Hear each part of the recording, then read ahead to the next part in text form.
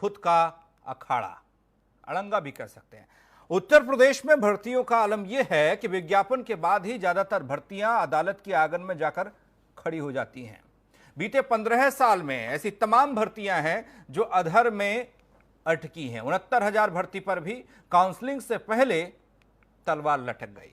Court के आंगन में क्यों खड़ी हो जाती है हर भर्ती? आओ आज इसी मुद्दे पर बात करें, चर्चा करें। चर्चा को आगे बढ़ाएंगे अमिताभ अग्निहोत्री जी, R9 टीवी के एडिटर इन चीफ। स्वागत है सर आपका। एक मजबूत पैनल भी हमारे साथ जुड़ेगा, लेकिन उससे पहले रिपोर्ट देखिए। सिंगल बेंच से स्टे की खबरें आई हैं, इसकी पुष्टि हुई है। अब हम लोग चाहते हैं कि सरकार इसके खिलाफ डबल बेंच जाए और काउंसलिंग प्रोसेस पे कोई भी तरह का रोक न लगाए। अभी काउंसलिंग रोक गई है। हम लोग तो बहुत दूर से आए हुए हैं, उन्नाव से आए हुए हैं और असुविधा तो हुई है बहुत ज़्यादा।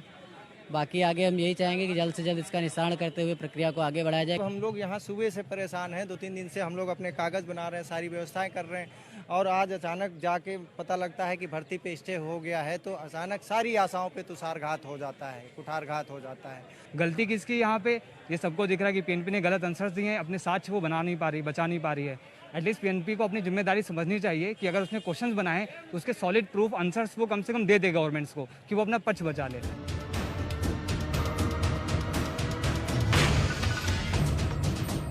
ऐसा लगता है जैसे उत्तर प्रदेश के युवाओं के भाग्य में बिना विवाद के नौकरी की कोई रेखा बनाई ही नहीं विधाता ने। बीते 15 वर्षों में शायद ही ऐसी कोई भर्ती रही हो जो विज्ञापन से लेकर नियुक्ति पत्र तक बिना लटके, बिना झटके और बिना अटके पूरी हो गई हो।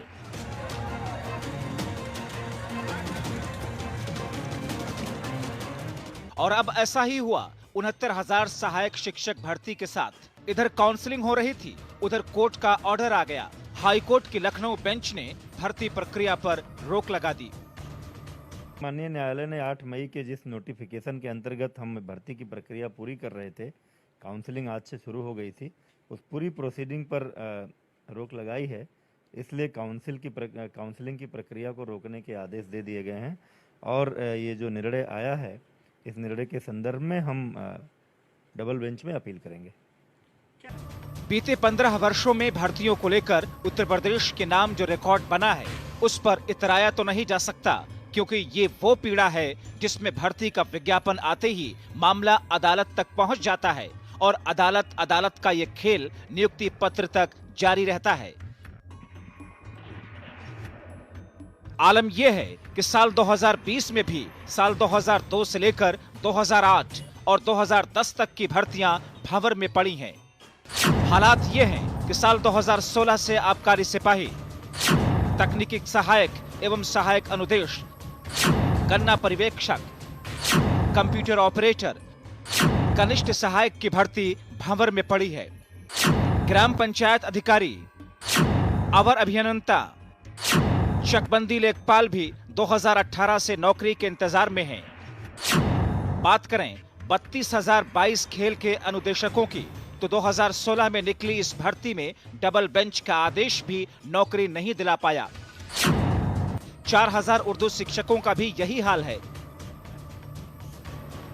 12,460 भर्ती के अभ्यर्थी भी बीते 3 वर्षों से इसी तिकड़म में तड़प रहे हैं। शुल्क के नाम पर भी बीते 15 वर्षों में इन अटकी हुई भर्तियों का अरबों रुपया सरकारी खजाने में जमा है और बेरोजगार युवा अपनी बेबसी पर महज वीडियो बना रहे हैं। सहायक कोषागार लेखाकार भर्ती 5 अगस्त 2016 को आई थी, जिसकी लिखित परीक्षा 11 सितंबर 2016 को हुई और लिखित परीक्षा का परिणाम 29 अक्टूबर 2016 को आया। कि सरकार हम लोग की कोर्ट केस को प्राथमिकता दे और जल्द से जल्द निस्तारित करवाए और हम लोग को नियुक्ति पत्र प्रदान करे। बहरहाल इस 69,000 शिक्षक भर्तियों को लेकर सीएम योगी आदित्यनाथ ने भरपूर कोशिश की थी कि यूपी के माथे पर लगे कलंक को धोया जा सके, लेकिन ये भर्ती भी अब अदालत के आंगन में आकर अटक गई है। ऐसे में सवाल ये है कि आखिर जाएं तो कहां जाएं युवा बेरोजगार। Bureau report, R9 TV, Uttar Pradesh, Uttarakhand. तो एक तरफ प्रदेश में बेरोजगारों को कैसे रोजगार दिया जाए ये चुनौती के तौर पर दिखाई देता है, लेकिन दूसरी तरफ भर्ती दर भर्ती कोर्ट कचहरी के चक्कर में ही फंसी रहती हैं। सालों से ऐसा चला आ रहा है। 2016 से तो कुछ आंकड़े हमारे पास है, वो बताते हैं कि किस तरीके से भर्तियां कोर्ट के आंगन में दस्तक देती हैं और उसके बाद युवा परेशान होता है। हमारे साथ मेहमान जुड़ चुके हैं, उन सबका परिचय कराएं और चर्चा की शुरुआत करते हैं। नवीन श्रीवास्तव जी, प्रवक्ता बीजेपी, अभय सिंह अभ्यर्थी 69,000 चयनित, रिजवान अंसारी अभ्यर्थी 69,000, ये वो अभ्यर्थी हैं जिन्होंने स्टे लिया है। आगे बढ़ते हैं तो रजत शर्मा अभ्यर्थी यूपी SSSC हमारे साथ होंगे। हिमांशु राणा शिक्षक भर्ती के पक्षकार हैं। अमिताभ अग्निहोत्री इस चर्चा को आगे बढ़ाएंगे। अमिताभ जी, आप ही के जरिए इस पूरे मामले को समझने की कोशिश करेंगे कि बहुत बार आपने डिबेट की है, चर्चा की है, मांग की है, उसका असर भी हुआ है, लेकिन फिर से एक बार वही तस्वीर है, कोर्ट का स्टे। देखिए, मैं तो बहुत क्षुब्ध हूं, बहुत निराश हूं, बहुत खिन्न हूं। ऐसी व्यवस्था का कोई औचित्य नहीं, ऐसे दफ्तरों का, ऐसे अधिकारियों का कोई औचित्य नहीं प्रदेश में, जो एक छोटी सी परीक्षा सही से ना करा पाए, इतनी पारदर्शी ढंग से ना करा पाए कि वो अदालतों के चक्कर में ना अटके, ना भटके, ना लटके। 2007 और 8 की भर्तियां उत्तर प्रदेश में अभी कबड्डी खेल रही हैं अदालतों में। कोई तमाशा की कोई लिमिट तय होगी कि नहीं होगी? आज मैं केवल 69,000 बच्चों की बात करने नहीं आया, मैं पूरी व्यवस्था की बात करने आया हूं। एक 72,800 अध्यापकों की भर्ती आई थी मायावती जी के समय में, फिर निरस्त हुई, फिर अखिलेश जी भी लाए। उसमें मुझे अभ्यर्थियों ने एक गणित जोड़कर भेजा, कहा सर 2 बार के उसका सब तकमीना लगाने के बाद 7 अरब रुपया सरकार के पास पहुंचा। 7 अरब, और भर्ती हुई नहीं। बताइए, ये तमाशा रुकेगा कि नहीं? मैं इस बहस के अंतिम चरण में जब बोलूंगा तब इस बात पर आऊंगा, अपने बच्चों से भी कुछ कहूंगा, क्योंकि हमारे उत्तर प्रदेश के बच्चे भी वॉर एट लॉ है। वो बेरोजगार जरूर है, लेकिन वो वॉर एट लॉ है। सुबह 7 बजे वो दैनिक जागरण में विज्ञापन देखते हैं भर्ती का, और 8 बजे वकील से कहते भाई रिट तैयार करो। वो भी महान है, वो भी महान है, लेकिन वो तो बच्चे हैं। बात समझ में आती है, उनकी उत्कंठा, उनकी व्यग्रता, उनकी हताशा समझ आती है। लेकिन ये जो बाबू एसी में बैठे हुए हैं, बुढ़ापा आ गया जिनका, यही कागज काले करते करते वो एक नियमावली क्यों नहीं बना पाते ठीक से? कहीं भारांक का चक्कर, कहीं गुणांक का चक्कर, कहीं मूलांक का चक्कर, कहीं प्राप्तांक का चक्कर, कहीं आरक्षण का चक्कर, कहीं हॉरिजेंटल आरक्षण, कहीं वर्टिकल आरक्षण। ये तमाशा हिंद बना दिया हर भर्ती को। 12 भर्तियां तो मुझे याद है जो फुटबॉल की तरह यत्र तत्र सर्वत्र डोल रही है, और लाखों लाख बच्चा उनमें हताश, निराश, अवसाद में डूबा हुआ है। वो दिन भर मुझे संदेश भेजते हैं, दिन भर। मैं इस मामले में सौभाग्यशाली हूं कि उत्तर प्रदेश के लाखों लाख बच्चे मुझे दिन भर संपर्क करते हैं। कुछ का जवाब दे पाता हूं, कुछ का नहीं भी दे पाता हूं, लेकिन वो संपर्क करते हैं और ऐसी ऐसी व्यथा कथा बताते हैं कि कई बार तो मन इतना खिन्न हो जाता है जिसकी कोई सीमा नहीं। वो खिन्नता पत्रकारी लक्ष्मण रेखा से आगे चली जाती है। मुझे लगता है कि अगर यह परिस्थिति होती कि मुझे दंड देने का अधिकार होता, तो ये जो 12 भर्तियां अटकी भटकी लटकी हैं 2016 से लेकर आज तक की, इन सब की नियमावली बनाने वाले अफसर डासना जेल में होते, एक कंबल और एक थाली और एक लोटे के साथ। लिख लीजिए मेरी बात। कितने भी प्रभावशाली होते, किसी के मामा होते, किसी के चाचा होते, किसी के सालू होते, इससे कोई फर्क नहीं, वो जेल में होते। जिस भी अफसर की बनाई हुई नियमावली अदालत में गिर जाती, मेरा निर्णय होता कि इसको जेल भेजो। आपका और काम क्या? मनरेगा में काम करेंगे क्या आप, अगर सचिव हैं तो? आपका काम ही ये है कि ऐसी नियमावली बनाइए पारदर्शी, जिसमें गुणांक, मूलांक, प्राप्तांक, सारे अदालतों के अब तक के निर्णय सबका सम्मान करते हुए त्रुटि विहीन नियमावली बनाइए। और जो नहीं बना पाते वो जेल जाते, एक। और दूसरी बात, वो प्रश्न पत्र बनाने वाले महानुभाव भी, उन पर भी मैं राष्ट्रीय सुरक्षा कानून जरूर लगाता जिनके प्रश्न पत्र अदालत में चैलेंज हो जाते। मैं कहता ये राष्ट्र के द्रोही हैं, भले वो किसी की सिफारिश से बने होते। नवीन श्रीवास्तव के सिफारिश पर कोई आदमी मान लीजिए पेपर सेटर बना होता, तो भी मैं कहता इस पर एनएसए लगाओ, इसको जेल भेजो। नवीन बाबू की तरह भी सिर पटकते कि ना भैया इसे तो रहने दो ना, जेल भेजो। जो आदमी 10 लाख 12 लाख बच्चों के भविष्य से खिलवाड़ का प्रथम दृष्टया अपराधी हो, वो जेल क्यों नहीं जाए? अदालत ने क्या कहा मैं उस पर टिप्पणी नहीं करता। अदालत में आपका प्रश्न पत्र गिरा कैसे? वो कमेटी किसने बनाई थी? उस कमेटी में कौन लोग थे? और अगर वो लोग बुद्धिहीन थे तो कमेटी में क्यों थे? और अगर वो लोग एस्कॉर्ट फ्री घूमते हैं तो मुझे शक पैदा होगा। व्यवस्था पर फिर सवाल उठाने आऊंगा, मैं देखूंगा कि जेल हुई या नहीं। अमर उजाला में समाचार छपा कि नहीं छपा कि 10 ये पेपर बनाने वाले लोग एनएसए में निरुद्ध कर दिए गए।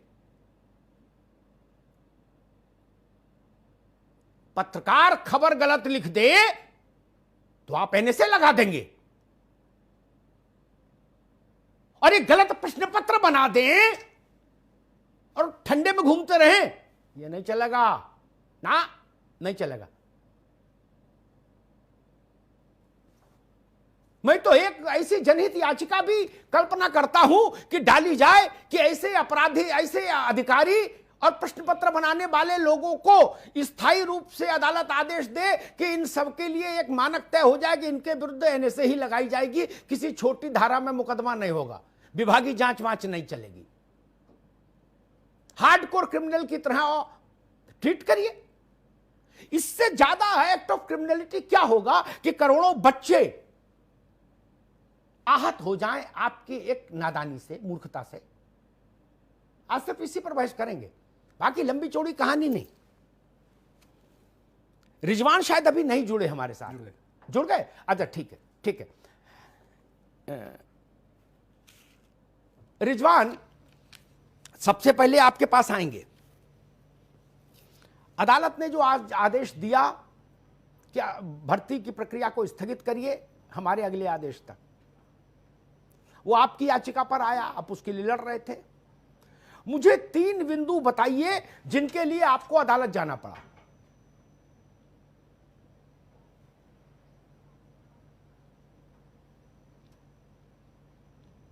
बिल्कुल, आज जो आदेश आया है, आज जो जी आवाज, बोलते रहो भाई, बोलते रहो फटाफट।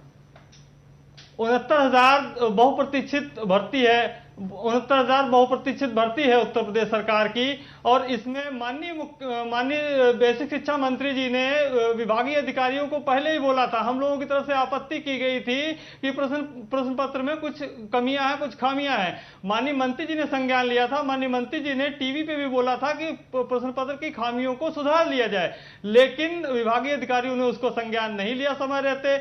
कोर्ट में जब जाना पड़ा, कोर्ट में जो चीजें गई तो कोर्ट ने भी बहुत मौका दिया। कोर्ट ने जब पाया कि एक्सपर्ट की कमेटी ही नहीं बनाई गई, कोर्ट ने एक बार काउंटर भी वापस कर दिया, काउंटर पुनः वापस आया और सेम वही काउंटर फिर से फाइल कर दिया गया जो परीक्षा नियामक प्राधिकारी कार्यालय है उनकी तरफ से।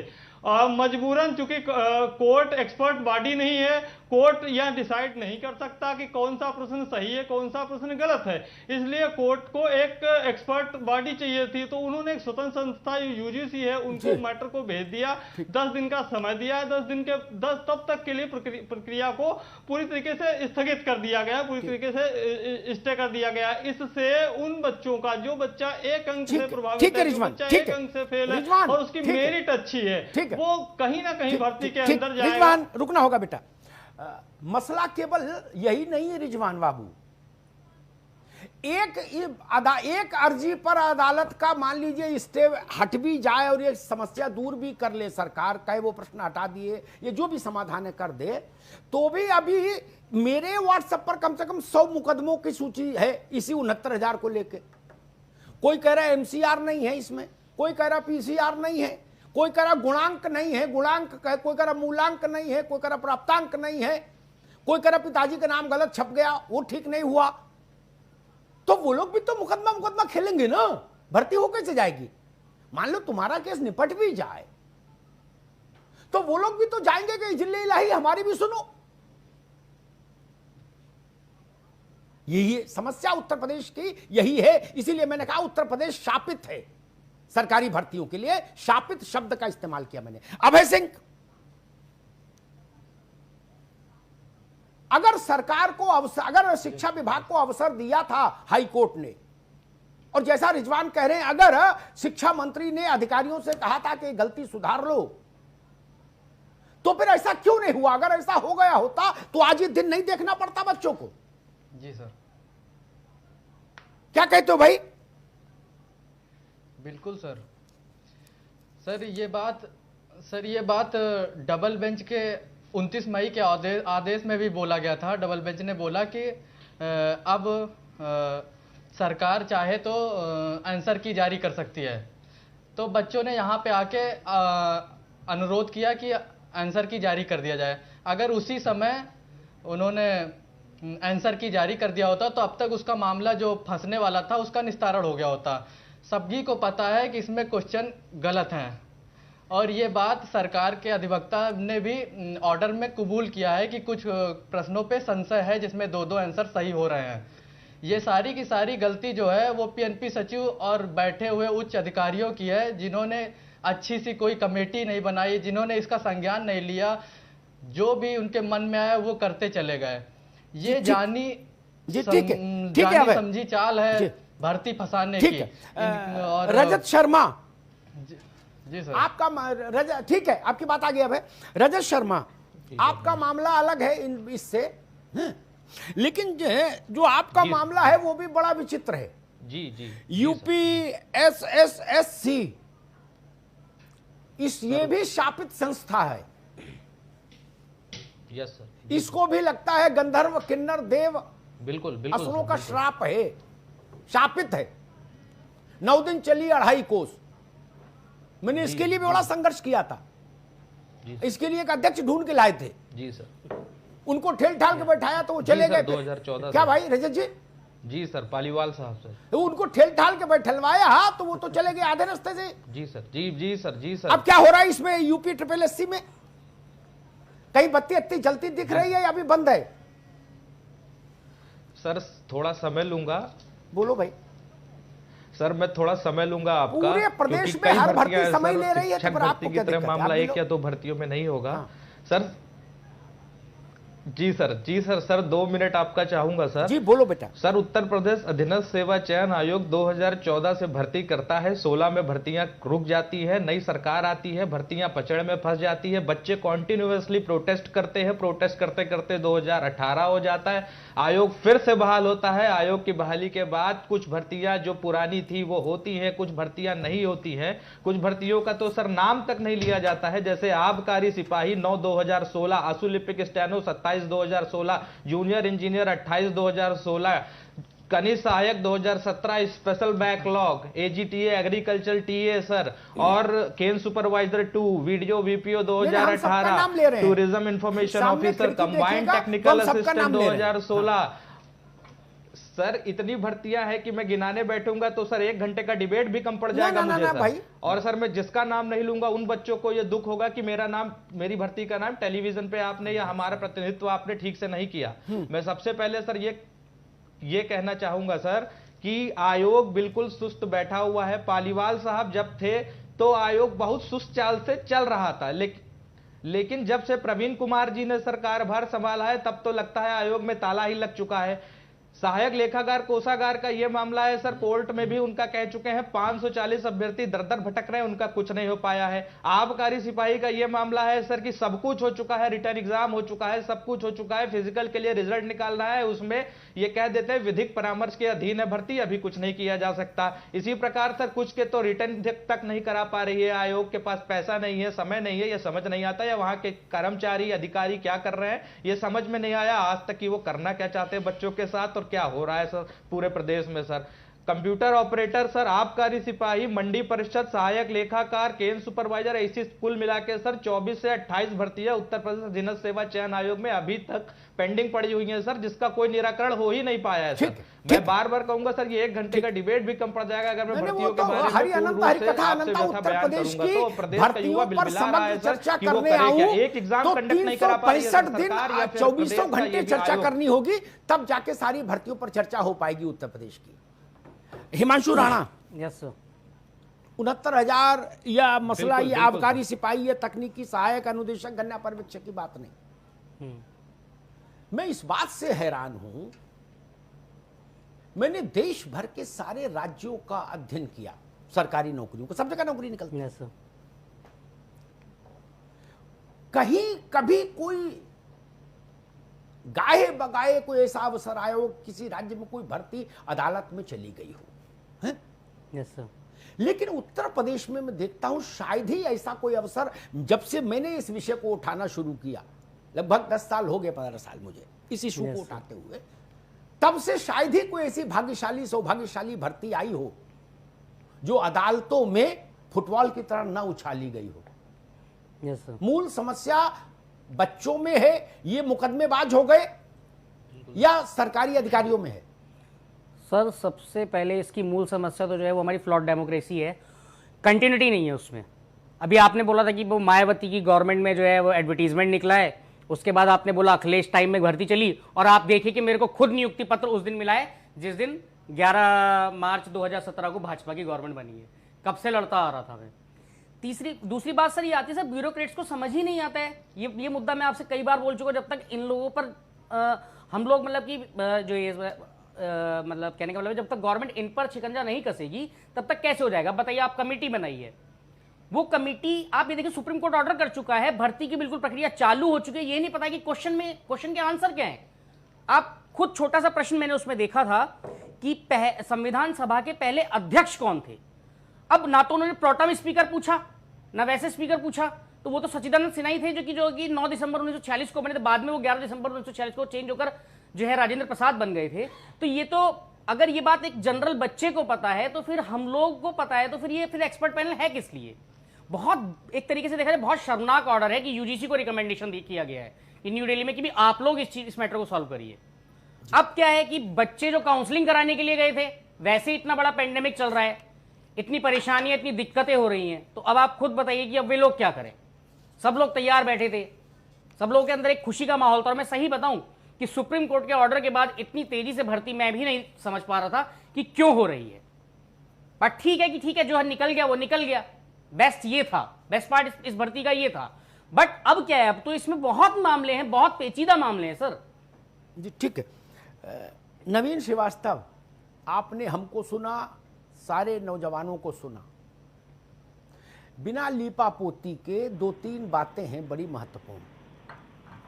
ऐसा ऊट पटांग उलूल जुलूल प्रश्न पत्र बनाने वाले कमेटी के मेंबर्स पर एनएसए कब लगेगा, एक प्रश्न ये। एक भी भर्ती ठीक से न कराने वाले लोगों की तनख्वाह कब रुकेगी और वो जेल कब भेजे जाएंगे। अब मुझे लगता है यही सवाल बचा है केवल उत्तर प्रदेश में। बाकी सब सवालों पर हम लोग 10 साल से चर्चा करते आ रहे हैं, कई चर्चाओं में आप भी साथ रहे। अब पानी सिर से ऊपर हो गया, तो अब यही सवाल मुझे लगता है प्रदेश पूछ रहा है कि भाई ऐसा कब होगा। भर्ती तो जो होनी है हो गई, नहीं हो गई, नहीं होगी, अलग विषय है। लेकिन जिन्होंने ऐसा ऊट पटांग, कितनी शर्म, ठीक कहा हिमांशु, इससे ज्यादा शर्मनाक बात हो सकती है कि हमारे सूबे में ऐसे 5 लोग नहीं मिले जो सही सवाल बना दें। यूजीसी के लोग तय करेंगे और वो 5 लोग ऐसे घूम रहे होंगे कुर्ते में कलफ लगा के।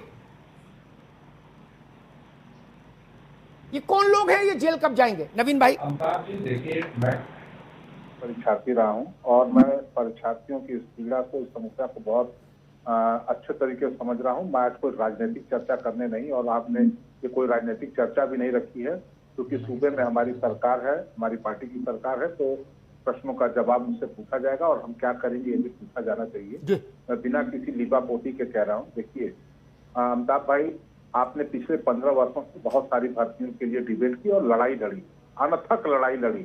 आपके जो इन परीक्षार्थियों के लिए प्रयास है वो किसी भगीरथ से कम नहीं है। उसके लिए आपको कई बच्चों की शुभकामना और शाबाशी भी मिले होगी, तो सरकारों की आंख के आप कांटा भी बने होंगे। लेकिन आज का जो ये निर्णय आया है, मैं एक चीज कहना चाहूंगा कि अमिताभ भाई, उत्तर प्रदेश में 2017 में माननीय योगी आदित्यनाथ जी के नेतृत्व की जब सरकार बनी, तो हमारे जो प्रमुख एजेंडे थे उसमें कानून व्यवस्था, भ्रष्टाचार के साथ साथ भर्तियों में पूर्णतया पारदर्शिता। कितने पद रिक्त हैं आपको पता है? नहीं हिमांशु, अभी नहीं, अभी नहीं, आप सुन लीजिए जरा। नहीं हिमांशु, अभी नहीं, कितने पद रिक्त हैं हिमांशु राणा, नहीं, मेरी बहस का तरीका नहीं है। नहीं, योग्यतम जी आप बोलिए नवीन जी। योग्यतम परीक्षार्थियों का चयन हो, किसी उच्च न्यायालय को यह आदेश देना न पड़े कि सारे भर्ती आयोग एक जाति विशेष के भर्ती आयोग बन गए हैं, या भर्तियां हो जाए, बच्चों की शादी विवाह हो जाए, उसके आधार पर फिर कोर्ट फैसला करे और उनकी पूरी भर्ती को निरस्त करके उनको सड़क पर ले आ दे। हम ऐसी व्यवस्था नहीं चाहते थे। इसलिए चाहे आयोग में चयन करने का अध्यक्ष का हो, चाहे सब प्रक्रिया में एक समय लगा।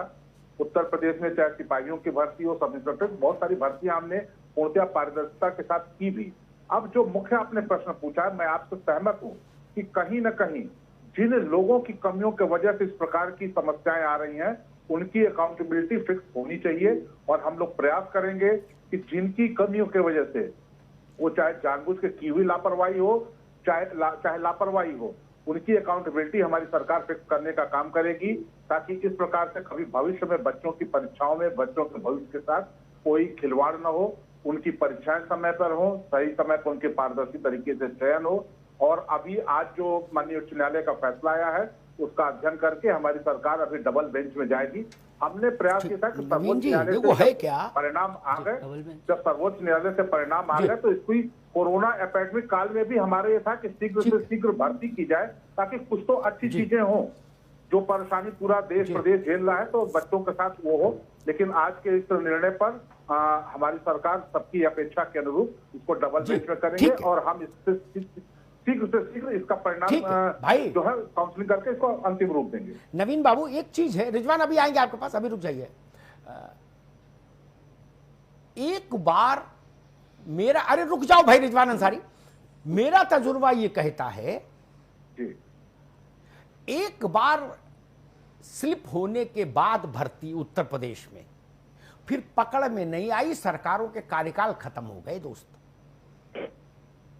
डबल बेंच ठीक है, साल भर, साल 1.5 साल डबल बेंच खेलेगी खुद, उसके बाद फिर कोई खड़ा होगा, XYZ नाम का व्यक्ति मान लीजिए, और वो सुप्रीम कोर्ट जाएगा, तो भर्ती तो हो गई, इसमें आधे ओवर एज हो जाएंगे, उत्तर प्रदेश में नया चुनाव हो जाएगा तब तक। ऐसे चलेगा क्या मामला नवीन जी? नहीं, निश्चित रूप से अमिताभ जी, ऐसा हम नहीं होने देना चाहते हैं, लेकिन हमारी दोनों प्राथमिकताएं हैं। हमारी प्राथमिकता यह है कि पारदर्शी तरीके से भी हो और शीघ्र हो, ताकि हम अपनी आवश्यकता के अनुसार। नवीन बाबू, यहां मसला पारदर्शिता का है ही नहीं, और पारदर्शिता, एक मिनट भाई, और पारदर्शिता के नाम पर अनंत काल तक भर्तियां भी नहीं रोकी जानी चाहिए, यह भी रास्ता ठीक नहीं। बच्चों के धैर्य का इम्तिहान लेना ठीक नहीं। यहां जो मसला है, मैं कह रहा हूं उत्तर प्रदेश में, हिमांशु आपको मना किया ना, उत्तर प्रदेश में हम 5 लोग ऐसे क्यों नहीं ढूंढ पाए? एक मिनट नवीन जी, उत्तर प्रदेश में हमारी सरकार 5 लोग ऐसे क्यों नहीं ढूंढ पाई रिटायर्ड, जो हिंदी में ठीक ठाक पर्चा बना लेते? मूल सवाल यह है। और जिन्होंने ऐसा पर्चा बनाया जो हाई कोर्ट में लहूलुहान हो गया, उनके विरुद्ध जेल के आदेश कब? ये तो सवाल उठेगा ना। निश्चित रूप से अमिताभ जी, मैं अगर आप समय दें तो मैं अपनी बात को कंक्लूड कर लूं। मैंने दो चीजें कही कि हमारी दो प्राथमिकताएं हैं, पारदर्शी तरीके से योग्य प्रतियोगियों का चयन, साथ ही शीघ्र चयन, ताकि सरकार को अपनी आवश्यकता अनुसार जो विभिन्न पद रिक्त है जिससे सरकारी कामकाज प्रभावित हो रहा है। आप देखिए उत्तर प्रदेश में जब हमारी सरकार बनी तो 1 लाख से अधिक सिपाहियों की हमारे पास कमी थी, जो कानून व्यवस्था के लिए बहुत जरूरी थी। हमने लगभग 1,90,000 के आसपास सिपाहियों की भर्ती की, 10,000 से अधिक सब इंस्पेक्टर की कमी थी, हमने 7,000 वो की, डॉक्टर्स की कमी थी, हमने वो की। तो इसी प्रकार से विभिन्न क्षेत्रों में जो पद रिक्त है, जो सरकार के कामकाज के लिए प्रतिदिन के काम के जरूरी है, वो भी हमारी प्राथमिकता है। मैं रिजवान के पास चलूं, ठीक है, ठीक है, प्राथमिकता होनी चाहिए, सरकार इसीलिए होती है, इसीलिए सरकार चुनी जाती है। अमिताभ जी, हम प्रयास करेंगे। ठीक है नवीन जी, मैं रिजवान अंसारी के पास चलूंगा। रिजवान अंसारी, आप भी पुराने, ऐसा मैं समझता हूं, पुराने याचिकाकर्ता रहे होंगे, याचिका के खेल को समझ। अरे बात तो सुनो भाई, ऐसे ही हड़बड़ाहट में सीधे ट्रेन पकड़ के इलाहाबाद पहुंच जाते हो तुम लोग। पुराने याचिकाकर्ता रहे होंगे तो आप लोग भी सब जानते ही हो खेल कांटा। मुझे ये जरा इंडिकेशन दीजिए रिजवान अंसारी कि डबल बेंच, सिंगल बेंच, भारांक, गुणांक, मूलांक सब करते करते सुप्रीम कोर्ट में भी जाएगा फिर मामला। ये प्रक्रिया निपटती दिख रही है साल 6 महीने में कि नहीं? 69,000 वाली आपकी गट फीलिंग क्या कहती है, ये बताइए। क्योंकि आप अगर याचिका कर सकते तो दूसरे भी कर सकते हैं। वो एमआरसी वाले कह रहे हम भी टाइप करा लिए हैं, दूसरे लोग कह रहे हम भी करा लिए हैं, जनरल आरक्षण वाले कह रहे हमने भी भाई साहब टाइप करा लिए, वकील को एडवांस दे दिया है, इनकी निपटे फिर हम ठोके। रिजवान,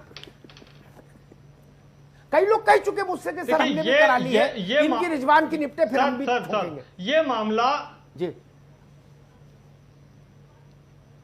ये मामला मैं बताना चाहता हूं, बीजेपी प्रवक्ता महोदय को भी बताना चाहता हूं कि इस भर्ती का ये अकेला छेद नहीं है, और टीवी चैनल को और आपको ये दिख गया क्योंकि कोर्ट ने स्टे किया। मैं इसमें और बड़ी चीज बताना चाहता हूं कि इसी कुछ याचिकाएं आपने भी तैयार कर रखी है क्या? भर्ती में सर्वोच्च न्यायालय के मैं बता देता हूं। नहीं हिमांशु, बीच में नहीं बोलो, मेरी बहस का तरीका जानते हैं, मैं बहस हटा दूंगा। नहीं रिजवान, मेरे सवाल का जवाब दीजिए। आप कुछ याचिकाएं आपने और भी तैयार कर रखी है क्या इसी भर्ती में, जिनको अनबॉक्स नहीं किया, अभी झोले में रखा है कि भाई वक्त आएगा तो वो भी लगा देंगे? सर जो चल रहा वो मैं बात कर रहा हूं। कोई याचिका हमने तैयार नहीं कर रखी है। कोई याचिका, ठीक है, कोई याचिका तैयार नहीं कर रखी है। 21 मई को माननीय सर्वोच्च न्यायालय ने इंटरिम ऑर्डर दिया। अब आप देखिए, इंटरिम ऑर्डर का कंप्लायंस सरकार नहीं कर रही है। उसमें सीधे सीधे बताया गया कि आप बची हुई सीटों पे भर्ती करेंगे, सरकार रिमेनिंग सीट पे भर्ती करेगी, कंप्लायंस नहीं हो रहा। कल पूरे उत्तर प्रदेश के सभी जनपदों से माननीय मुख्यमंत्री जी को ज्ञापन सौंपा गया, राज्यपाल महोदय को ज्ञापन सौंपा गया, उस पर संज्ञान नहीं लिया जा रहा। एक तरीके से अवमानना की जा रही माननीय सर्वोच्च न्यायालय की। और इस समय कोरोना काल चल रहा, कोविड-19 चल रहा, पूरे भारत में त्राही मची, पूरी दुनिया में त्राही मची। ऐसा कौन सा छेद है जिसको छुपाने के लिए इस कोरोना काल में पर्दा डाल के भर्ती संपन्न करने की कोशिश की जा रही थी? ऐसी कौन सी ऐसी आफत आ गई थी? विद्यालय बंद है, अभी भी बंद है और आगे भी बंद है। 2-4-6 महीने पहले से बंद है, 2-4-6 महीने बाद भी बंद है। एक चीज जान लीजिए, बाकी कुछ हो ना हो, लेकिन ये जितने बच्चे उत्तर प्रदेश में भर्ती के चेहरे बने हैं, मतलब भर्ती मुकदमे के चेहरे बने हैं, ये आने वाले समय में आपको भाजपा, सपा, बसपा के लिए मुफीद नर्सरी दिखाई के रूप में दिखाई देंगे। ये नौजवान सब मंच से भाषण देते दिखाई देंगे। वो क्वालिटी इनमें आ गई। टीवी पे इतनी बहस कर ली। एक ब्रेक ले लें, फिर आते हैं।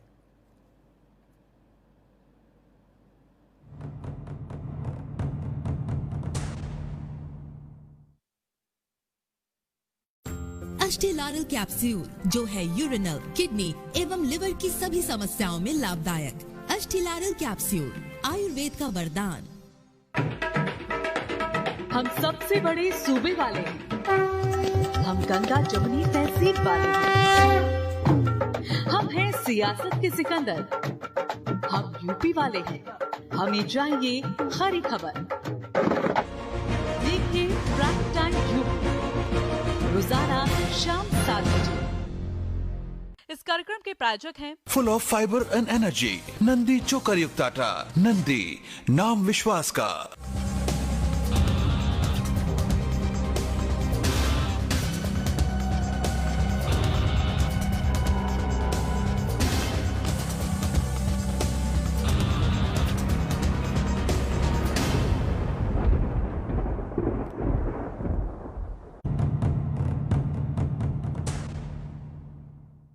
उत्तर प्रदेश में होने वाली भर्ती कोर्ट के आंगन में क्यों पहुंच जाती है, कहां पर खामी रह जाती है, इसी पर हो रही है चर्चा। अमिताभ जी प्लीज।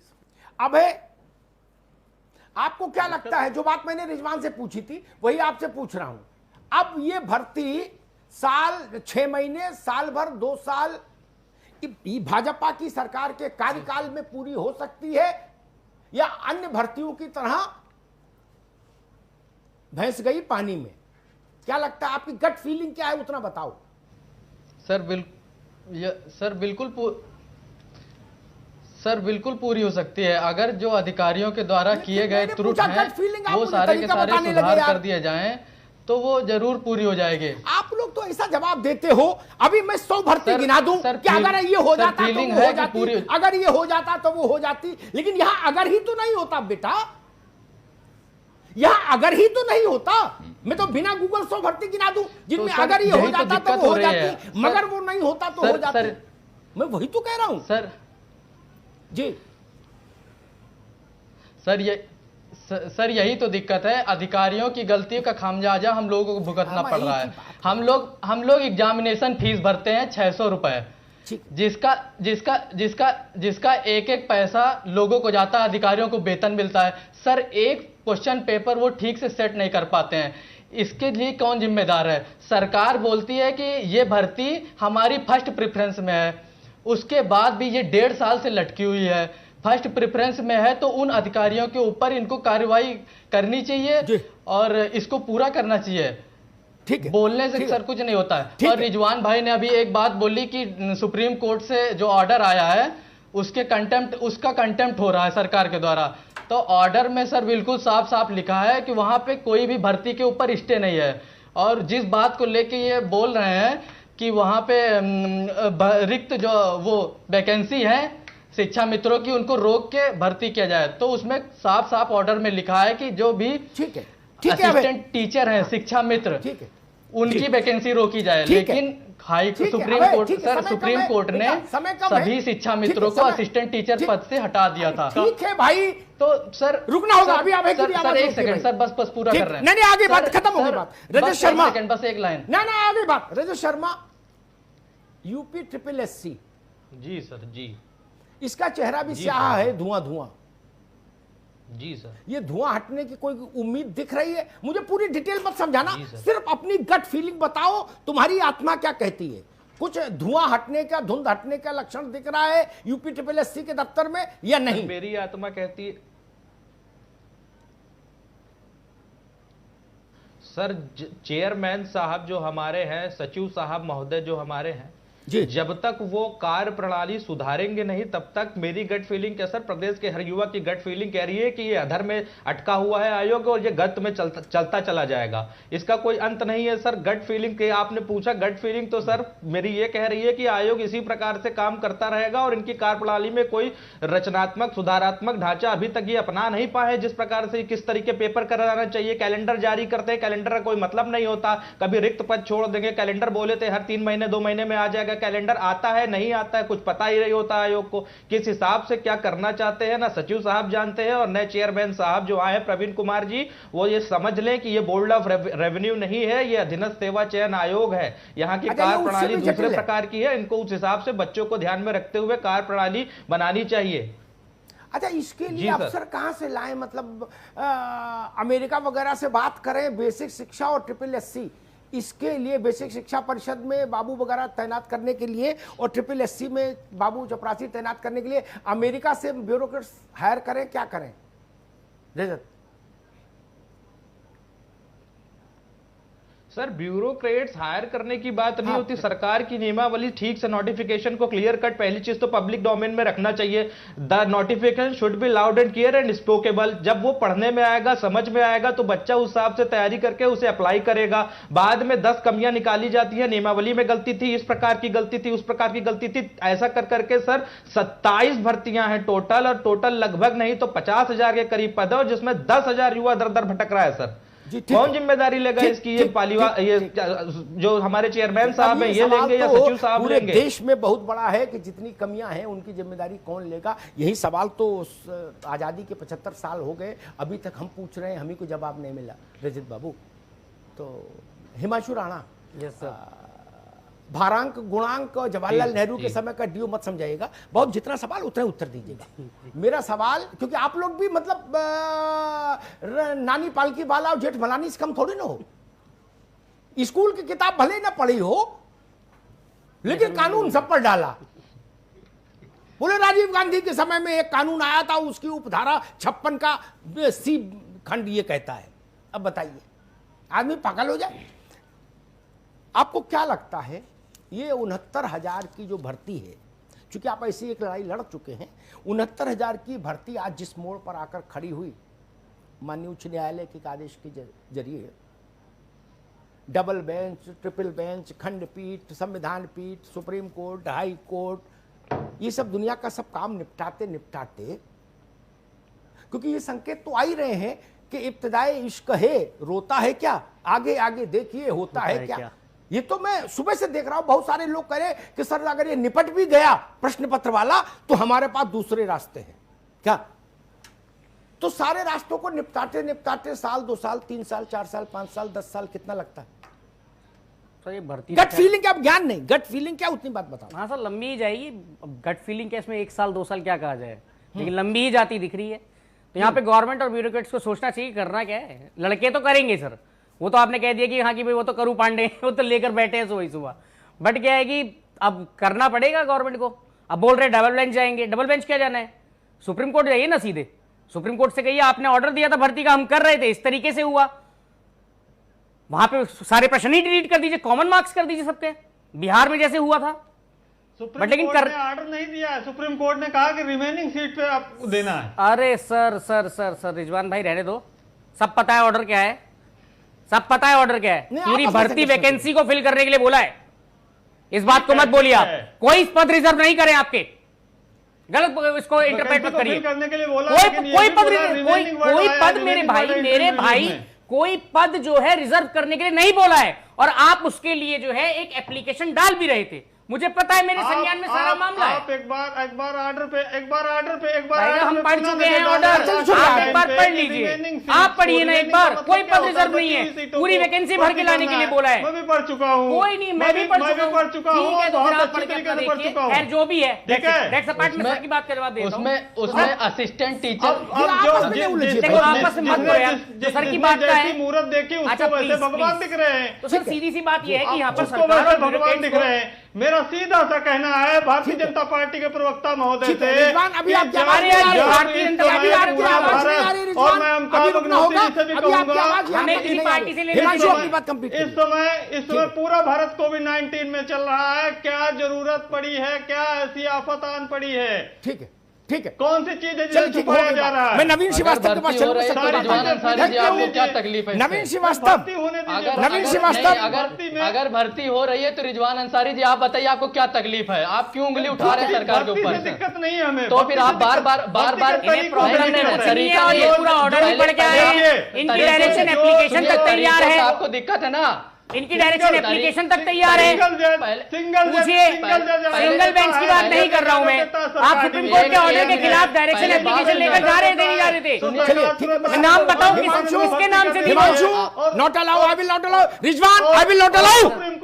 रुकिए, ये हाई कोर्ट नहीं है मित्र, ये हाई कोर्ट नहीं है भाई, आई विल नॉट अलाउ। जो अपने मन क्या होगा उसका कंप्लायंस, ये ना हजरतगंज है ना हाई कोर्ट है, माफ करिए। पहली बात आप, अरे रुकिए भाई, ये पहली बात, रुकिए, सुनते नहीं क्या?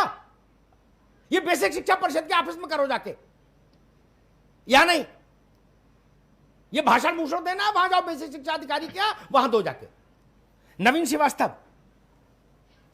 मेरा मूल प्रश्न फिर वही आकर खड़ा होता है, कौन लोग मुकदमेबाज हैं नहीं है, उनको स्वतंत्रता है संविधान के तहत मुकदमेबाजी की, करने दीजिए। व्यवस्था इतनी चुस्त दुरुस्त और पारदर्शी क्यों नहीं होती परीक्षा कराने की कि मुकदमे का स्कोप ही नहीं हो? स्पेसिफिक सवाल है, स्पेसिफिक उत्तर चाहिए मुझे।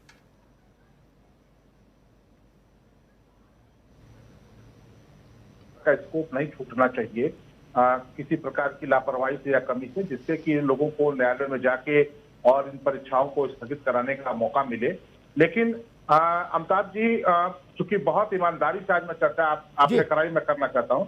हमारे देश के संविधान में भी मैं न्यायपालिका के प्रति पूरा अपना सम्मान व्यक्त करते हुए मैं कहना चाहता हूं कि हमारी न्यायपालिका व्यवस्था में और हमारे कानूनों में भी इतनी प्रकार की विसंगतियां हैं कि कहीं न कहीं इतने प्रकार के छिद्र हैं कि उसका लाभ लोग जायज नाजायज दोनों प्रकार से लेते हैं। लेकिन हमको यह प्रयास करना है कि भविष्य में जो भी परीक्षाएं हो वह इस प्रकार से हो कि इस प्रकार के छोटे मोटे विषयों पर न्यायालय का स्थगन या यह सारी प्रक्रिया ना हो और शीघ्र चयन हो। अभी हमारे एक जो हमारे छात्र थे बोल रहे थे कि आपको आखिर जल्दी क्या मची थी इस कोरोना कोविड महामारी में इस प्रकार की भर्ती को। सवाल इस बात का है कि एक तरफ तो आप कहते हो कि सारी चीजों को जल्दी करिए, और अब जब कोरोना में लॉकडाउन में अनलॉकडाउन शुरू हो गया, राज्य में आवागमन शुरू हो गया, सारी दैनिक जीवन शैली शुरू हो चुकी है, तो सरकार की प्रायोरिटी थी कि न्यायालय में इतने दिन फंसा रहा है। ठीक बात है, होनी भी चाहिए। इसका कोविड से क्या, कोविड के चलते क्या पूरा देश हाथ में रख के बैठा जाएगा? 69,000 बच्चों को नौकरी मिलती, इससे अच्छी बात क्या थी? आरोप है। दूसरी एक चीज मैं कहना चाहूंगा अमिताभ जी, बहुत गंभीरता से मैं आपके साथ कई बार डिबेट में शामिल हुआ हूं, लेकिन जो हमारे ये प्रतियोगी भाई है, चाहे प्राथमिक शिक्षक हो चाहे वो शिक्षा मित्र हो, कहीं ना कहीं इनके अंदर आपस में ही मतैक्य नहीं है। ये आपस में चाहे वजह कौन है ये मैं चैनल पर नहीं कहना चाहता हूं, लेकिन इनके बहुत सारे स्वयं ठेकेदार और जो नेता बन चुके हैं, नहीं, जिसने लेटर हेड छपा लिया ठीक ढंग से प्रस्तुत नहीं कर पाते हैं। आप समझ लीजिए फिर वो किसी की पकड़ में नहीं आता। जिसने लेटर हेड छपा लिया और मोहर रख ली जेब में, तो फिर वो ज्ञापन ही लिखता है और किसी की नहीं सुनता भाई। जी, ये भी एक बहुत बड़ा विषय है। आप आपस में एकता बनाइए, क्योंकि आपका उद्देश्य एक है, सबका उद्देश्य एक है कि योग्य लोगों का चयन हो, पूर्णतः पारदर्शिता से हो, न जात के आधार पे हो, न धर्म के आधार पे हो, न पैसे के आधार पे हो। ये हमारी आपकी सबकी प्राथमिकता है। तो फिर इसलिए मतैक्य होना चाहिए, कहीं मत भिन्नता नहीं होनी चाहिए, लेकिन कहीं ना कहीं कुछ ऐसी चीजें हैं जो हिडन है और वह आपकी लड़ाई को प्रभावित कर रही है। चलिए, संपादकीय टिप्पणी के लिए हम अमिताभ जी के पास जा रहे हैं। अमिताभ जी, एक लंबी लड़ाई के बाद आपने बहुत ज़्यादा डिबेट्स की हैं, बच्चों को सुना है, सरकारें भी अलग अलग देखी हैं, लेकिन है कहाँ पर खामी, कहाँ पर दिखती है? देखिए, मैंने केवल डिबेट नहीं की, केवल बच्चों से बात नहीं की, मैंने सरकारों से डिबेट और टीवी के स्क्रीन से बाहर जाके भी बात की है जी। चाहे मायावती जी की सरकार रही हो, चाहे अखिलेश जी की रही हो, चाहे योगी जी की हो। अधिकारियों से भी बात की, संबंधित मंत्रियों से भी बात की, मुख्यमंत्रियों से भी कहा जो मुझे लगा कहना चाहिए, टीवी के अपार्ट जाकर, बाहर जाकर। मैं बहुत भरे मन से कहूंगा, भर्ती को लटकाने वाले जितने भी प्रयास होते हैं, मुझे वो सारे प्रयास खिन्न करते हैं। वो बाबू करे तो, वो प्रश्न बनाने वाला करे तो, वो छात्र करे तो। हो सकता कई छात्र इस बात से सहमत नहीं होंगे, वो नाराजगी भी जताएंगे मुझसे, उनका हक है, बच्चे हैं मेरे, लेकिन मैं उनसे भी संतुष्ट नहीं होता ना। 69,000 का जब मसला आया तो मैंने उत्तर प्रदेश के विशेष शिक्षा मंत्री से मेरी बात हुई, तो मैंने कहा कि अर्जुन की तरह लक्ष्य पर निगाह रहनी चाहिए और हम दुनिया के सामने एक नजीर रखें। मैंने सतीश जी से कहा था, आज पहली बार उसका रहस्योद्घाटन कर रहा हूं टीवी पर। हम दुनिया के सामने एक नजीर रखें कि कोरोना के संकट काल में जब विश्व भर में नौकरियां जा रही थी, तो उत्तर प्रदेश ने 69,000 बच्चों को नौकरी की चिट्ठी दी। ये मेरी चाहत थी और यही चाहत सतीश द्विवेदी जी की भी थी और मुख्यमंत्री जी की भी थी। दोनों की व्यक्तिगत बात पर मैं बता रहा हूं आपको कि ऐसा हो जाए तो इससे सुंदर कुछ नहीं। और सच में इससे सुंदर कुछ नहीं होता। एक बड़ी नजीर बनती पूरे देश के लिए, पूरे विश्व के लिए। 69,000 की संख्या छोटी नहीं होती। हमारे 69,000 बच्चे अगर नौकरी पा जाते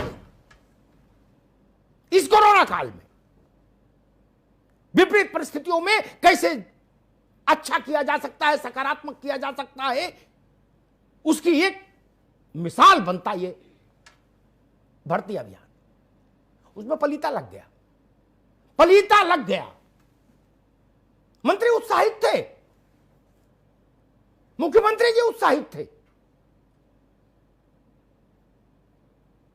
रिजवान बाबू हंस रहे, वो कह रहे चलो भाई पलीता, मैंने कहा पलीता लग गया, तो वो उस पर मुस्कुराए। उनकी मुस्कुराहट का भी स्वागत।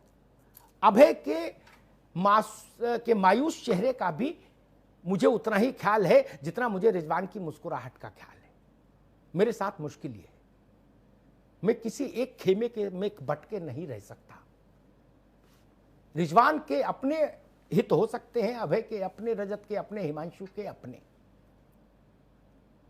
आपकी लड़ाई अपनी नौकरी तक सीमित है। मुझे नौकरी नहीं करनी बेसिक शिक्षा परिषद में, न आबकारी सिपाही की, मुझे तो करनी नहीं।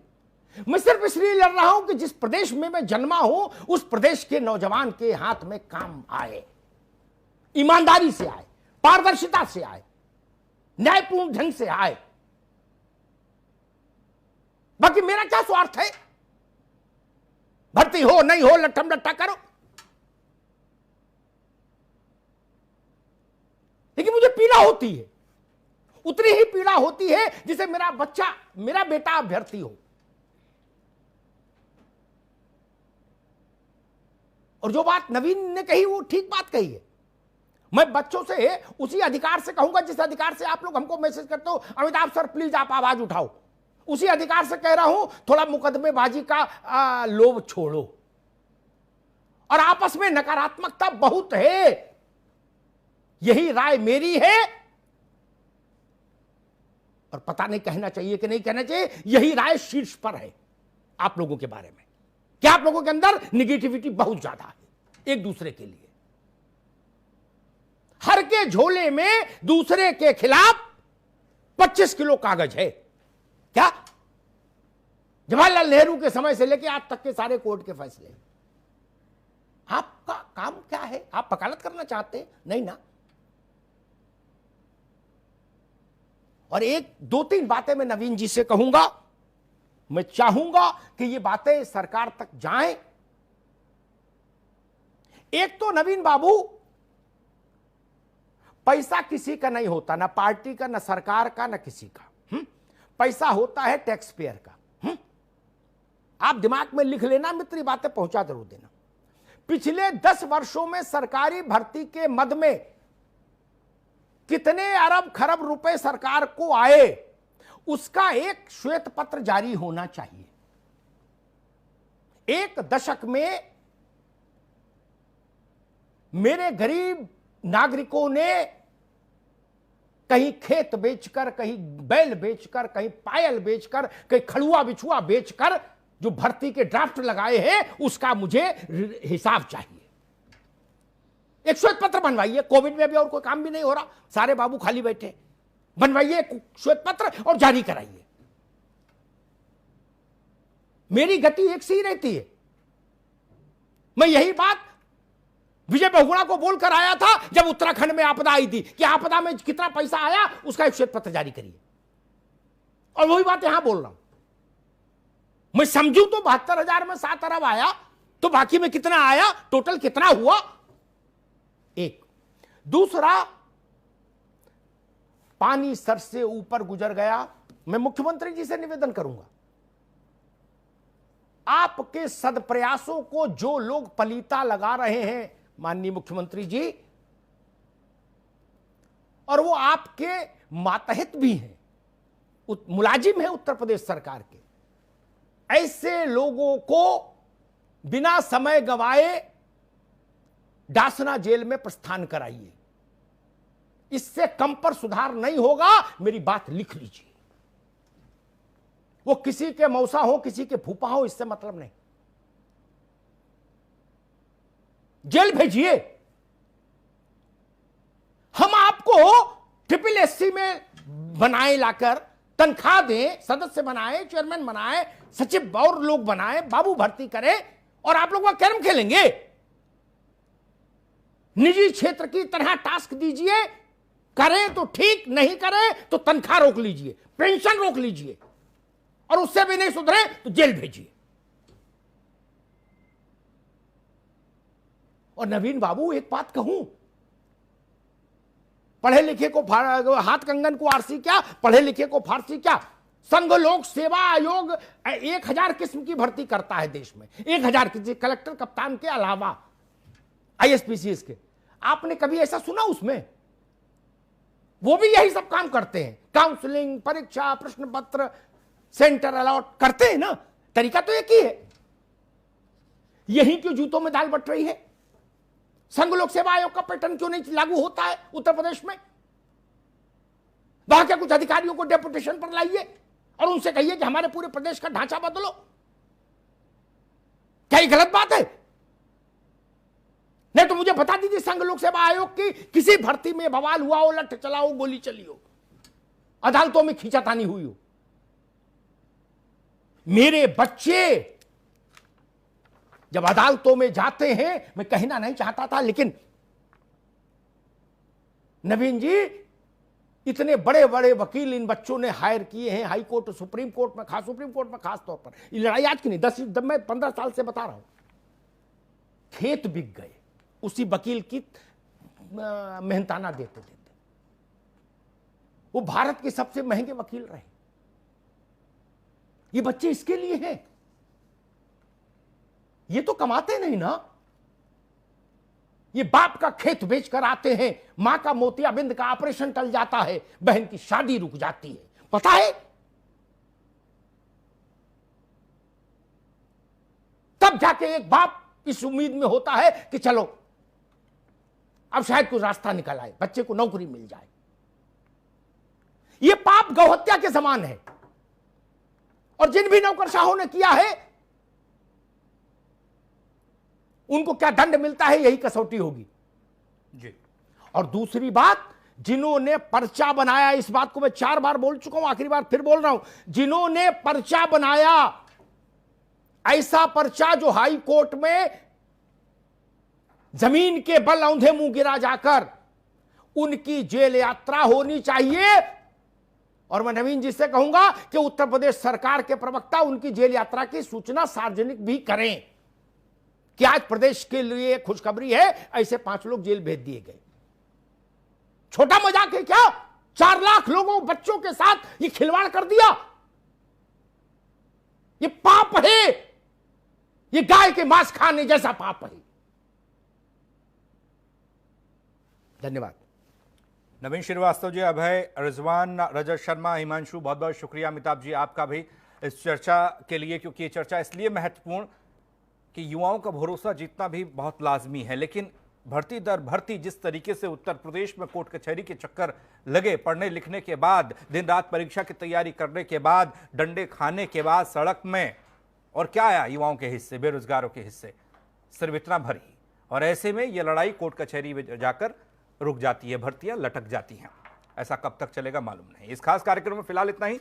बाकी खबरों के लिए बने रहिए R9 TV के साथ, सिर्फ खबर के लिए।